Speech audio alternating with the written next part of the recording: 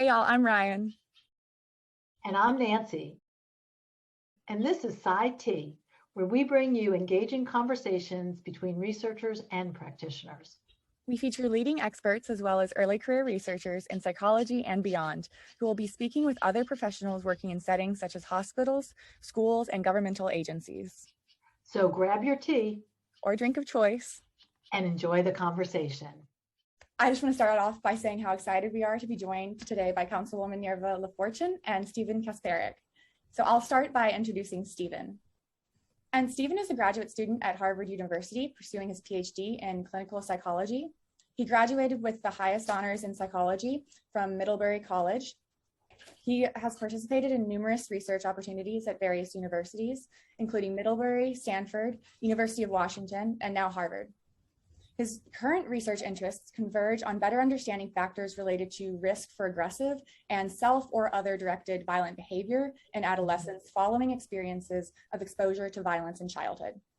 He's also interested in how aberrations in reward processing behaviors and neural circuitry may contribute to these associations. And we're so excited to have Stephen here. So welcome. And Nirva LaFortune is a Providence City Councilwoman. In fact, she is the councilwoman in my own ward here in Providence. Nirva moved to Rhode Island from Haiti when she was just 3 years old, and she holds a BA in communication from Temple University and a master's in urban education policy from Brown University. Currently, Nirva also serves as Assistant Director for Scholars Program and Diversity Initiatives at Brown University. She has over 15 years experience in academic advising, program management, student recruitment, and community engagement. Some of the topics that Nirva advocates for as a councilwoman are affordable housing, support for minority and women-owned businesses, support and safety for immigrants, community development, creating healthy youth environments, and having great public schools available for every child. Nirva works with other community leaders and the Nonviolence Institute to address issues of violence in our community. Welcome. We're happy to have you here today. Thank you. Awesome. And we're excited to talk about Stephen's research today as well. So just to orient everyone to the background on this study.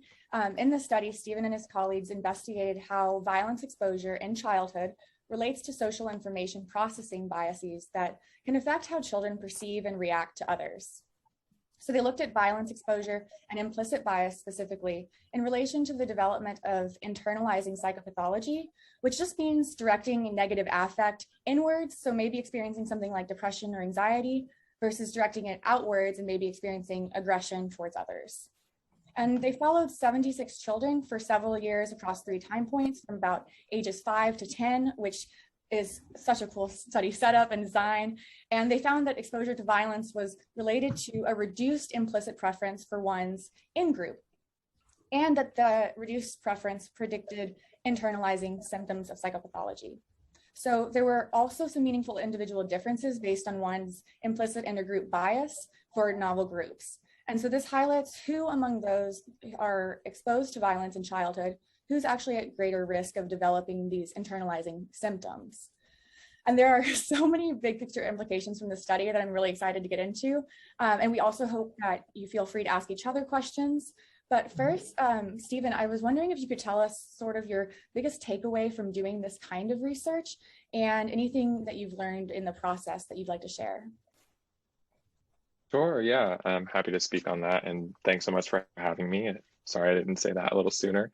I would say that my biggest takeaway from this particular project would probably be like the importance of capturing changes that occur after the violence exposure over kind of a longer time scale. So unfortunately, with budgeting limitations being what they are for a lot of scientific research and just the feasibility of a lot of studies, a lot of people stick with a kind of classic time point 1, time point 2 model for longitudinal data collection, where they bring people in at one time point and then they follow up with them maybe 6 months later or a year later or even 2 years later.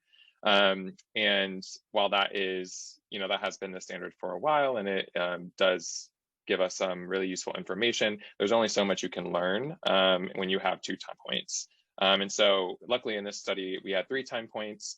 And even so, you know, the age range is from 5 to 10. And so a lot is happening between those ages, right, that we're not capturing. But having that 3rd time point does actually afford us the ability to model some changes and trajectories that are slightly more informative. So I've really come to appreciate the utility of longitudinal data, and especially if you can get multiple time points and a more condensed period of time, I think that can be really, really helpful and informative for assessing like which types of changes that are happening across development are actually informing mental health trajectories over the course of development and into adulthood. So that is one. And in general, I would say doing research with violence exposed populations, I think one of the things I've learned is that there is just a very high degree of kind of unpredictability in doing that research that you have to be prepared for and be very patient with. And it can take a really long time to recruit a violence exposed sample, for example, and that's because these families and these kids are already dealing with so many barriers in their day-to-day lives. It's really important to maintain a sense of understanding when, you know, maybe they need to reschedule a session, or you may have to be recruiting for longer than you originally intended. Because of course, in the process of doing research, we also want to do no harm and to the extent possible, help the families that we're working with. So I think that's also been a huge teachable moment as well. I'm just going to follow up. I don't have my next question in mind, but just hearing you talk about that, Stephen, with the sample and sort of the honoring the people that you are researching and hopefully, you know, leading to helping, that it is a big investment in that sort of special care. And we definitely, you know, give you credit, you and your co-authors credit for putting that investment in, that extra time, and not doing the quick and dirty kind of study. You're just, you know, taking your time, doing that extra data collection over time, as well as working with this this vulnerable sample. So I give you credit for that. But we're here to ask questions also. So maybe you can talk a little bit about why it's important to look at how children, you know, especially those exposed to violence, classify people as being in their own in-group versus being in an out-group. You know, you write, or you and your co-authors write a little bit about that important distinction, and the distinction for children to be able to make those discriminations. Can you tell us a little bit more why that's so important? Yeah, definitely. Thanks for that question as well. So in my view, I think it's important because we do already know a couple things to be true that are kind of backed by the scientific literature, as well as, you know, many people's anecdotal and lived experiences. And that is that violence exposure is unfortunately quite common among youth, not just in our country, although that's what this study focused on, but, you know, all over the place, all over the globe. And that violence exposure is associated with differences in other types of social information processing that are linked with greater risk for transdiagnostic mental health difficulties across development. And so intergroup bias, while really well-established phenomenon, hasn't quite been examined in the context of violence exposure at like a young age, let alone how differences in intergroup bias might impact mental health down the road. And so this kind of felt like a really cool place to start to ask some new questions, because it is bridging a pretty well-established field of kind of social psychology with implicit bias and clinical psychology, as well as neuroscience. And so we already know that belonging to and feeling connected with an in-group is really essential for adaptive and healthy social and emotional functioning across like every developmental stage. And the opposite is also true, right? That not belonging to an in-group and feeling a sense of connectedness with other people is associated with mental as well as kind of social difficulties as well. And there is some preliminary evidence that implicit biases can be changed in young children as well, coming out of Mazrin Banaji's lab. She has a postdoc that has done some really cool work with like preschool aged youth, trying to change implicit bias with some success. And so if we are able to establish that violence exposure impacts implicit bias in a way that increases risk for mental health difficulties, we may be able to design interventions specifically for young people to help kind of shift their biases in a direction that would facilitate more kind of adaptive mental health outcomes later on. And to the other part of your question about why it's not really important to be able to distinguish between an in and an out group, we can imagine there are lots of kind of evolutionarily conserved answers to that, or evolutionarily conserved mechanisms that inform those distinctions. Part of it is identifying essentially who to invest in, right? Like who are your people, who are people that you want to give your time and energy to, who are also going to return something back to you and enrich your life. So that would be like an in group. And also who to maybe stay away from. And so that's part of why I, along with my co-authors and others, start suspecting that violence exposure might impact this intergroup bias heuristic, because you can imagine, depending on who's perpetrating the violence, that it might muddy your kind of these neat schemas about who is in group and who is out group. And particularly for young people in our sample, a lot of the violence was perpetrated by in-group people who we would call in-group members, so caregivers or other kind of close adults. And so that might be part of why we're seeing a little bit of what we're calling ambiguity around classifying in-group from out-group members.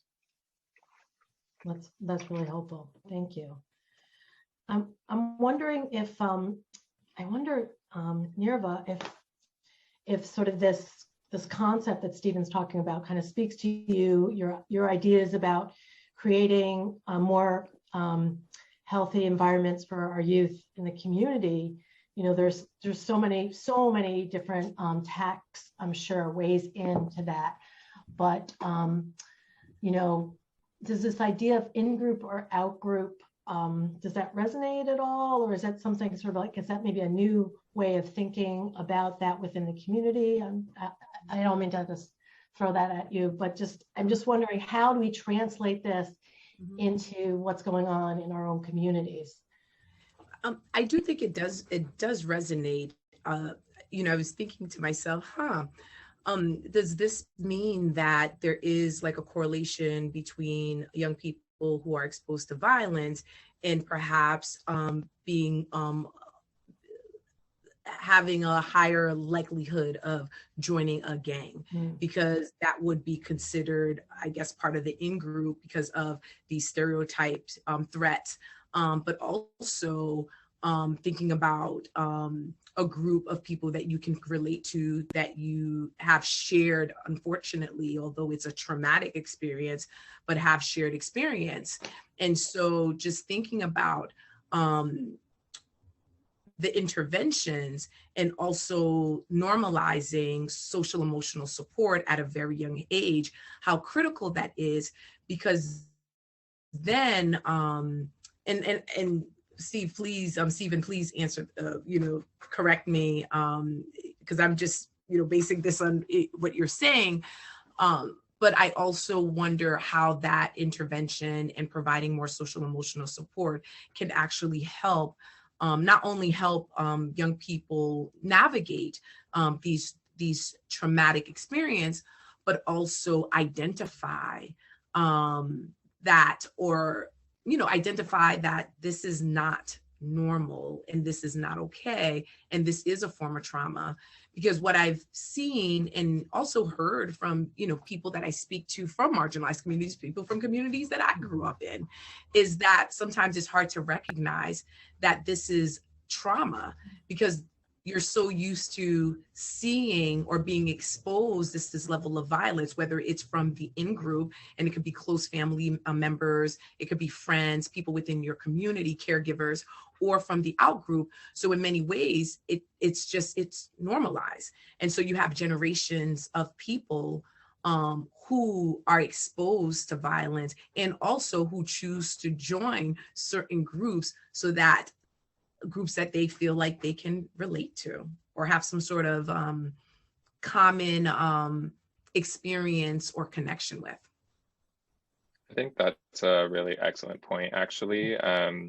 Like over identifying with traumatic experiences in the past and using those as a tool to bond with other people can certainly lead to outcomes that we don't want, such as you said, becoming gang involved, which could lead to becoming justice involved, harming other people, ultimately harming oneself. And so I think the thing that you're pointing out about providing socio-emotional support early on and normalizing that, especially in communities where violence is higher, which of course is a systemic issue, right? Violence doesn't just come out of nowhere. It comes out in times of resource scarcity. It comes out in times of outside aggressors coming into a community and creating a violent culture. And so in those communities where there's that, and then there's also intergenerational kind of passing down of this normative violence amongst family members or other community members, I think it is really important to normalize that, especially in those contexts. It's important to normalize it everywhere. But I just wanted to kind of upvote what you said, because I think it's such an important piece. And obviously my study is just providing, or our study, I should say, is providing just like one very small sliver of a glimpse at something that might be going on under the hood as far as like a mechanism. But we would want to approach this from so many different angles as far as like providing support to people ultimately to provide or facilitate better outcomes in the future. Wonderful connections. And I love that point about the idea of enrolling in gangs or becoming a gang member. That is, not ambiguous about your membership, and so I think that is a great connection. Stephen, you also just now mentioned, the point about, violence isn't coming out of nowhere. It comes from all these different sources. And one of the things that we've been asking some of our guests, it has to do with the pandemic, because whatever we're talking about, it intersects with the pandemic. And I'm just wondering, and either of you can speak to this, what you think, how you think the pandemic may be impacting children and families, that how is it exacerbating the impact of violence exposure in their lives, or impacting violence itself in their lives? Any thoughts about that, either of you, if you want to jump in? I will defer to Councilwoman LaFortune to start. I definitely have thoughts, but I would love to hear yours first. Well, I mean, thank you, Stephen. Well, Stephen brought, the first, one of the points he brought up is, just thinking about, what are the root causes of violence, scarcity, aggressors coming into the communities. Some of the challenges that the pandemic has imposed on marginalized communities are nothing new. They existed because of structural racism within our communities, within our country. I mean, you create communities of we could use Providence as an example. Providence, although it's a city of a little over 183,000 people, it's a very segregated city. We see a lot of concentrated poverty. We also see the disparities within our educational system. We live in a city where you have folks that are super affluent, but yet the median income household is about $40,000 per year. And that might be a bit skewed. And when you add a more affluent community, it's only about $60,000 per year. And so, unfortunately, what the pandemic did was just elevate these issues, and people are finding themselves in more desperate circumstances that's causing people to do things, and also add on compound mental health, right? Mental and behavioral health, where folks are not getting the access that they would normally get, particularly our youth in the schools when they were there, or at a community center or after school program. And even the schools have limited resources because not every school has a school psychologist or social worker. And so now we're seeing, I mean, just throughout the country, the influx of violence everywhere, where people are coping with trauma that they're witnessing, trauma from parents and family members, relatives, caregivers, who were exposed to COVID, and some lost their lives, and they're reacting to that. And then there's survival, where people are doing what they need to do just to put food on the table. And so there are a lot of factors that have played a role in what we're seeing now, and it's the increase of violence throughout the nation. But I do believe that at some point, even if the pandemic didn't happen today, we would see like this burst, right? Because there's just so much inequity within our communities. I mean, just thinking about access to mental health. Last week, I sat on a panel because the month of July was Minority Mental Health Awareness Month. And the theme that came up the most was not having access to behavioral mental health services. Or even if you're someone experiencing a crisis, a lot of times family members or people in the community won't even call for help because of fear of being criminalized for that. Or when someone is picked up maybe by EMT or the ambulance, for whatever the circumstance might be, they might be brought to a hospital. And let's say they're intoxicated, they sober up, no one's connecting them with continued care or services. And so what ends up happening, it's the same people who experience these traumatic things. And so, I mean, all of this that's happening is nothing new. And what we do need to get to is the core root of the issues, is why are people from certain communities experiencing these levels of violence and trauma more than others. And so we know that education is a key. So why not invest in our public schools to make sure that everyone has access to a quality education, regardless of what neighborhood they live in? Why not invest more in our public health infrastructure so that we have community centers? And I'm a big advocate of community centers because I was undocumented until I was a teenager. So from the time I came to America until I graduated from high school, my doctor's office was the Community Health Center on Cranston Street. And so, and back then there wasn't even mental health services. And now they're starting to place them inside the community centers. But even that, if you have insurance, sometimes your insurance limits the amount of appointments you can have, or your copay is significantly higher, which is, again, these are all various forms of disparities.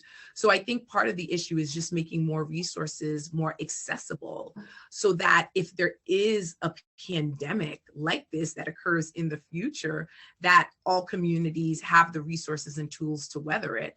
But right now they don't. And that's why we've seen this burst.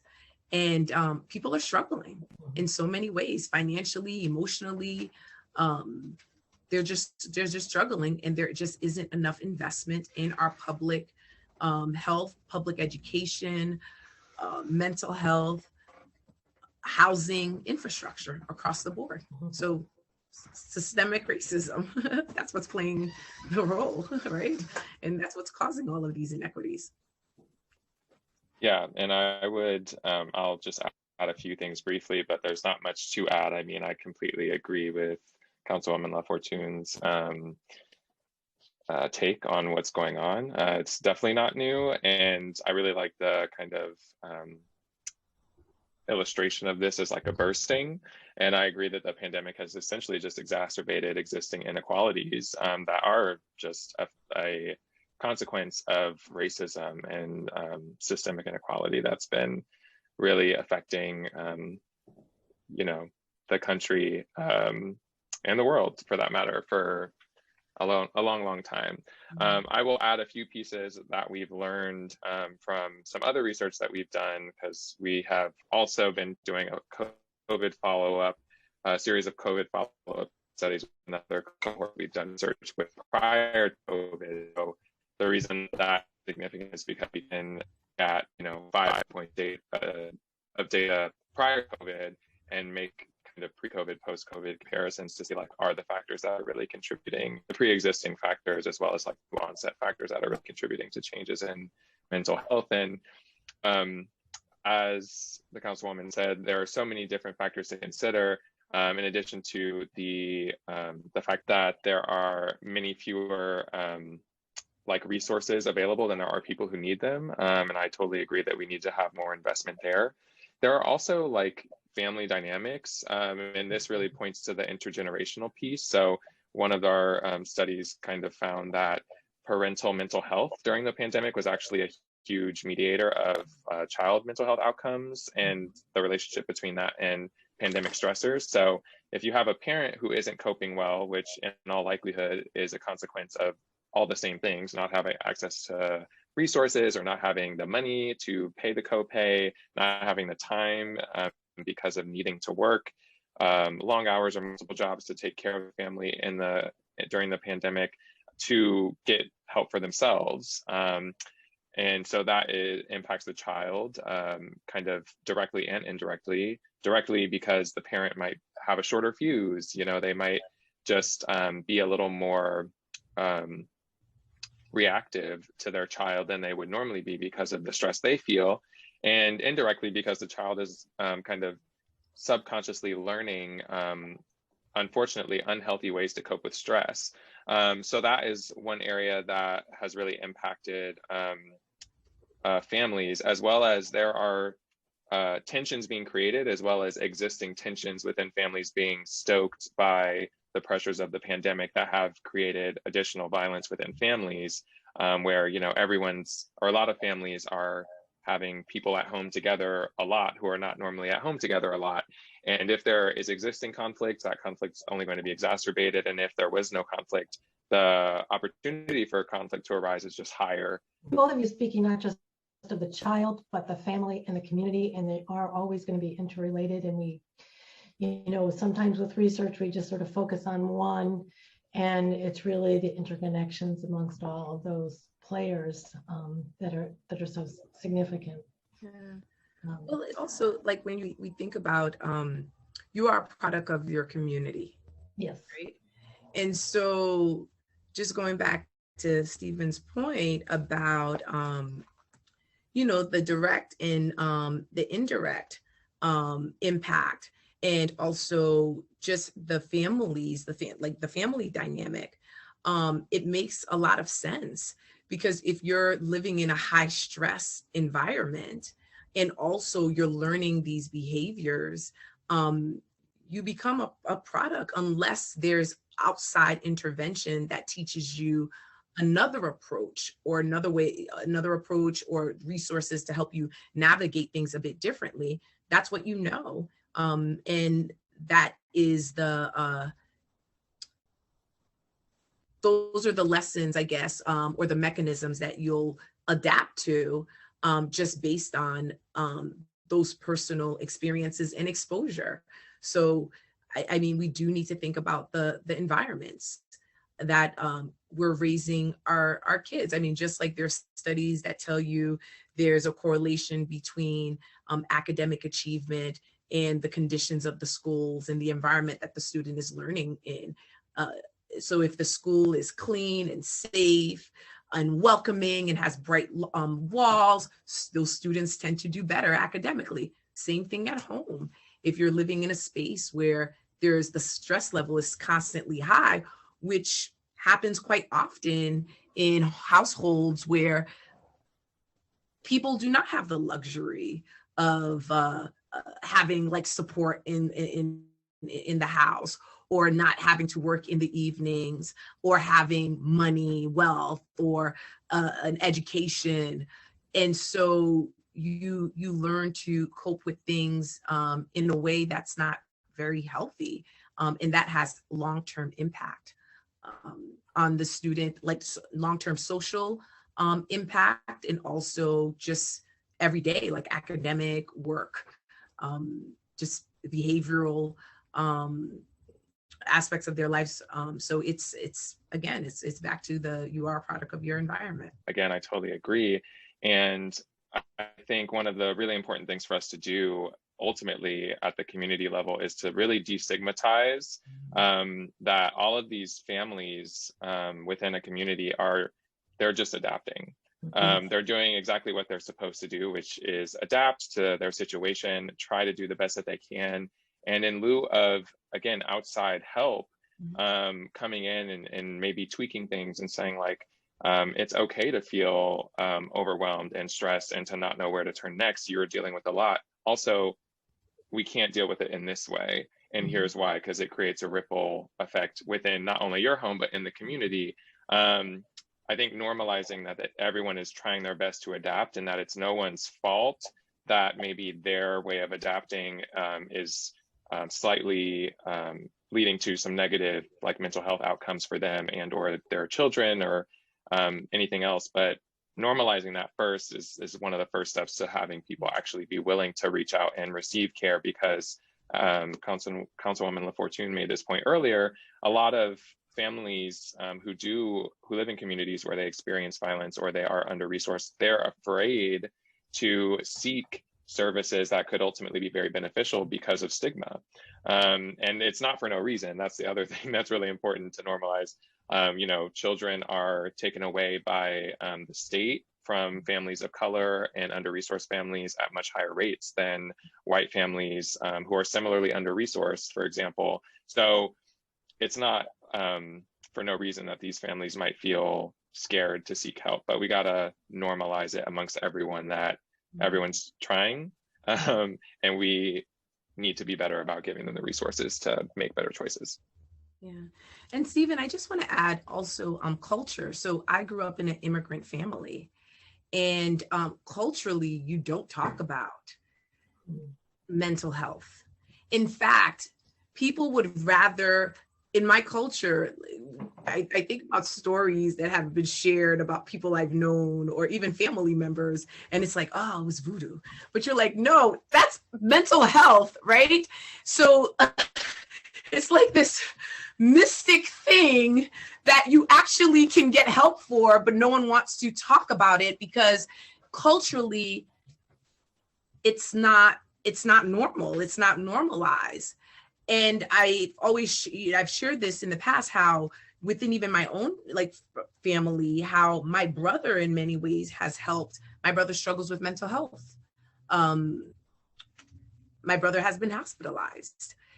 And I still remember we went to see my brother in the hospital, and my brother telling my son, listen, your uncle has mental health. Like, I struggle with mental health. And he broke down his diagnosis. And he just said it to his nephew. And we never talked about that in my house.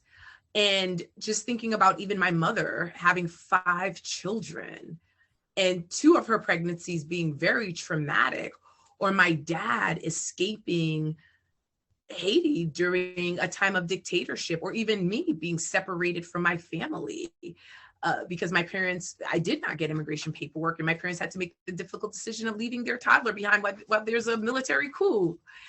And so it's, in many cultures, when you talk about mental health or your emotions, it's sometimes seen as a sign of weakness. Yeah.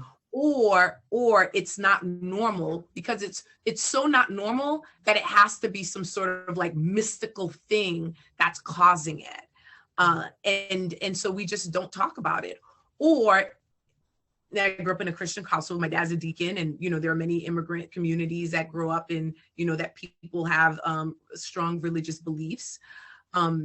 and it's, well, we're going to take it to God, right? We'll pray about this and that will be resolved. And yes, let's pray about it, but also God provided like the resources and the tools and the services. We also have to, you know, take advantage of those things as well. So destigmatizing and in the intervention also has to happen in those community centers that people are going to, whether it's like a actual community center in the neighborhood, the churches, in the libraries, but places that people go to for resources and services. We need to get people and the leaders to talk about this so that people become more comfortable sharing their challenges. And if they don't want to share their challenge, what they're going through, but at least having the courage to, if there is some sort of resource, whether it's counseling, whether it's just kind of this yoga, right, in the classroom, or learning how to just stop and take deep breaths. When you're feeling overwhelmed, we just need to normalize it. But these conversations have to happen in spaces that people go to or are exposed to in order for it to happen. So we can't just talk about it online or, you know, through a Zoom call or in these meetings. And sometimes it's also quite intimidating when people come into a space where it's mostly scholars who are having these conversations. They don't problem, or this is a, you know, this is not a Black problem or an immigrant issue. And we just need to normalize it in those spaces and also go into those community entities. Absolutely. And I just want to touch on something y'all both touched on there, but within just the realm of normalizing, and I think Stephen, you were getting at this some, is just how that response of like more adept threat detection is so adaptive. If you're in this environment where you need to be attending to threats, whether they are to your mental or physical health, right? And so I think that to me is always, I like that framing of like stepping back and being like, you're having this reaction, but this is the context in which you're having this reaction. And you can see that this is not a bad reaction. This is not a not normal reaction, right? And again, just like situating it within the context that you're responding to and developing these. And I totally agree about the family systems and how that's modeled, and just the importance of, I think in psychology, we focus so much on the individual, but the importance of really stepping back and focusing on the larger context, as well as the intergenerational trauma that's been perpetuated. So, and how that affects threat detection, as well as just how you navigate those close relationships. And can you trust the people who are supposed to be there for you? And then the other thing that really stood out to me from this last few minutes was just then on the coping side, right? Of if you haven't been given these tools to cope with this trauma, right, then you turn to what reduces negative affect, what reduces your bad feelings as quickly as possible, which is often not the best long-term solution. So I think that it comes back, and I've been thinking about this so much more lately, but just to like how early we teach coping mechanisms and like how to really regulate our emotions in a healthy way, and at what age you're exposed to different substances that make it so that you can completely dissociate from those experiences, right? So I there was a lot wrapped up in there, but I just really appreciated this conversation and the nuance in that it is an adaptive response, and just figuring out how to sort of get a handle on it to where it's an adaptive response for you, and you can feel like you can actually handle it in your normal life. And that was like a long summary or like extension, but I just love this conversation. Yeah, and just to like agree with you, I think your point about really needing to teach young people as early as possible these things is like absolutely spot on. And I was just talking, I do clinical work as well as part of my degree, and so I was talking to some of my fellow clinicians at my practicum placement recently, and we were just talking about the power of teaching young people, like young children, the utility of their emotions. Like I was certainly never told like you feel sad and like this is what sadness, or you know, when I've expressed sadness, like you know, this is what sadness is, and sadness serves a purpose, and it's to elicit emotions so that other people see them and come closer to you and hold you and make you feel better. And you feel anxious, and this is the function that anxiety serves. And so really normalizing that, you know, each emotion is necessary. I think about that movie Inside Out, which I'm sure maybe a lot of you have seen, but you need sadness just as much as happiness. And then, you know, teaching coping mechanisms appropriately. But I just wanted to highlight that point. You know, I know we are running close to the end of our time, but what you're bringing up speaks to something that I was hoping we would get to, is to get both of your insights about how we can support children's resilience who have endured some violence and exposure to violence, either as themselves or witness. Yeah, my suggestions would be fairly straightforward, or at least they sound straightforward, but in practice might be like a little more difficult. And those suggestions would be, first and foremost, to try to listen. So for kids, to first know that there's a problem, we have to like listen to find out that something has maybe happened, or that maybe a child has experienced something that they find to be upsetting or traumatic. So, you know, normalizing checking in with your kids, even if you feel like, you know, you have a day-to-day life that's somewhat like straightforward and structured, just checking in on them to make sure that they're okay, because I think sometimes kids learn subconsciously to deal with things. So checking in on your kids, if they do decide to share something with you, really listen to them in the fullest and try to understand their perspective. Trying to connect kids with resources as early as possible. If possible, when they do let you know that, you know, they may be feeling a deep sadness or something close to anxiety, or anything else, or if they've experienced violence in any area of their life, it'd be really great to get them into services with someone. And I think kind of not changing your perception of the child in question or the youth in question. I think a lot of times youth fear telling like their parents or someone close to them about a traumatic event or violence because they worry that it will change that person's perception of who they are, or they might view them as weak, or they might even blame them for not stopping it if it's like sexual violence or something like that. So making it clear that no matter what they tell you, you're always going to be on their side and you're never going to judge them, I think is also super helpful in getting youth to open up and be vulnerable, so that help can be found. Thanks for those insights. Nirva, do you want to chime in? Sure. So my insight, one, I agree with everything that Stephen said, but he's also the researcher, so he's done all the necessary research to back this up.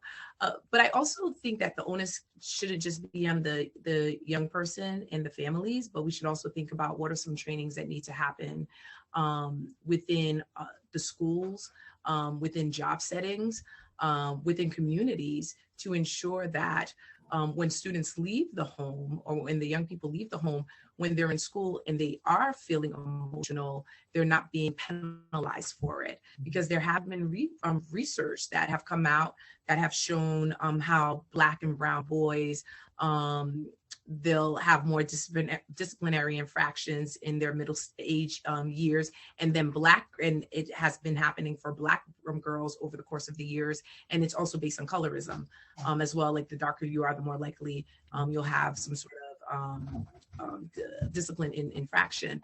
And so we need to make sure that we're allocating as leaders, political leaders, administrators in the schools, taxpayers, that we are getting the funding that's needed to support the local entities and the public entities like public health, our community centers, our mental health crisis response like type initiatives. But we also need to make sure that teachers, people who are engaging with these young people, can recognize trauma and also know how to respond to it in an affirming way, so that these young people are not afraid to talk about these things, or because they have like a breakdown of any sort, that someone's not going to send them to the principal, they're going to get suspended. And that could be a learning opportunity too, unless, you know, they're going to cause harm to themselves or others. Of course, you need a certain level of help, but there has to also be strategies to support our youth when they're in these spaces. And again, that's part of normalizing it across the board. And just finally, more investment in public health infrastructure. And also when we talk about public health, we also talk about mental and behavioral health as part of that. Because although it's part of public health, we don't always associate mental and behavioral health as part of the public health infrastructure. So we do need to make sure that we're seeing the need for it. And behavioral and mental health can also cause other like physical health issues as well. And finally, when we talk about, and Stephen mentioned, you know, having the tools and resources, but we also need to teach people how to use those tools and resources, because a lot of times we do have a lot of information or resources available, but no one knows how to access it and no one knows how to use it. So I think also being very explicit about these resources and how they can be used, and also being flexible, understanding there's a level of cultural competency that's incorporated in all of in everything, so that we can adapt these resources to individuals' needs, cultures, backgrounds. And finally, just policy. We need to make sure that we're passing legislation that acknowledges this, and that also supports these types of initiatives to better support our youth, our families, our communities. Fantastic. Ryan. I was just thinking about sort of like big takeaways, and I feel like what I overall learned or was like emphasized today, and I pull it back to money and funding, and for research as well as for good interventions down the line. I think when Stephen was describing at the beginning, just that the investment, both time and financially, that you need to have to do research that is, again, like further from just in a lab environment. Like we need to be able to support that kind of research better, and then also be able to implement it and really give the funding to all of the different bodies that can help with addressing mental health with it for kids. And so I think that comes back to me of like, it's not a thing that an individual can really do themselves, right? So it comes back to, we need the structural support and specifically financial support for research, and then also potential intervention work as well. And y'all are doing the good work. And we're so glad we're able to get you together, and we will be sharing this. Going out of focus, but we want to thank you so much for both being here today. We appreciate it. I've learned a lot. I'm sure Ryan has as well. And thank you so much for your time, for your insights. And I'm sure that I'm going to be thinking a lot more about this as even as we close our conversation. So thanks again for joining us today. Yeah, thank you both. And thank you for having us. I had a wonderful time. It's really nice to be able to come together to talk about these things, and especially with people who are actually out there advocating for policy change and who are like doing the really important work of being on the ground in the community, advocating for our families. So thank you, Councilwoman. Thank you, Stephen, for all the like research you're doing. I mean, this is what informs the policy, and also informs how money should be allocated. So just thank you for that groundwork. Thank you, Ryan, and thank you so much, Nancy, and both you and Ryan, for creating this series. And I do hope that there's more of this, and please share all of them with me, so that I could also circulate as well. So thank you. And Stephen, I would just love to invite you to this community meeting that I'm planning Amazing. I will send you a follow-up email. Please do. Yeah, please do. I love it. Yeah. I would love to attend. Yeah, this is great. I'm in the process of planning a town hall meeting to talk about the influx of violence. And I already said, like, I don't want it to be just a bunch of politicians like giving statements. I would love to talk about some solutions, but I think if you were there and can provide us with like an overview of your research, that could kind of ground the direction that the conversation could go towards. So and it also might be a good opportunity just to talk to people and learn more, like get some more information about some of the things that people have experienced. So anyway, I will send a follow-up email. Yes, I look forward to that. And I also want to thank you, Ryan and Nancy, for including me in the series. Like I said before, I think it's amazing what you're doing, Ryan, with the help of Nancy. And I look forward to seeing the finished product and to being in touch with you, Councilwoman, as well. Thank you. Oh, that's great. Thanks, y'all.